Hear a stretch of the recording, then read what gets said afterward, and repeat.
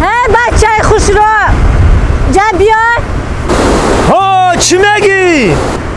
جا بیا گپ دارم.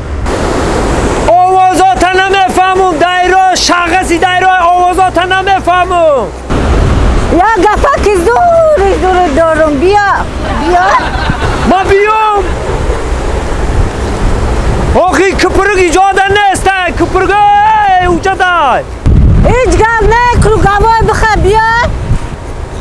یک ساعت میرسم یک ساعت میستی. بیا آخی جا بیا. مایل آزیم یک ساعت پس پیش میرسم. بس تاگ همونجا بس یک ساعت پس پیشت میام خیلی میرم میام. مایل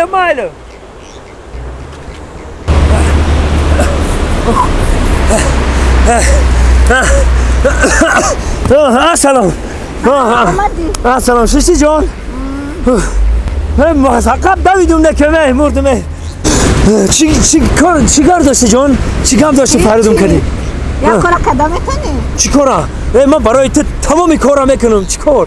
چی کنم فقط سخن که کدا میکنی؟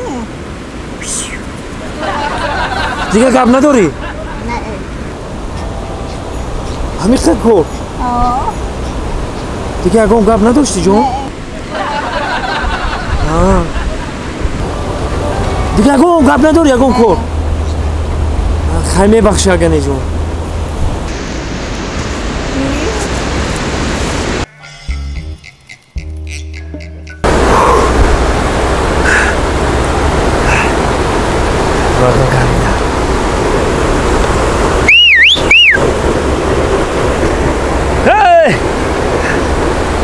یک مینوت بیا.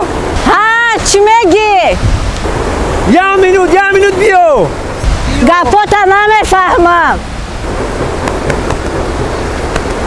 یک کاری زور بیا. مایل خیلی از میام. بیا.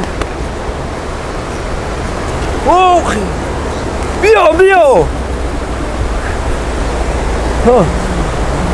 اوف قراره همه چی میرفته باشم. مایل میرم یک اگم کاری ضرور دارم من. رسیدی جان؟ ها مردم گرمی را. چی گم داشت تیز بگو که مردم گرمی را. هوا گرمه یا؟ تیز بگو که گرمی را مردم. اوخی چی گم نمیگه پی سرنگی تا؟ کدام گم من؟ اوخی یادش گرفتم؟ چخه؟ نه.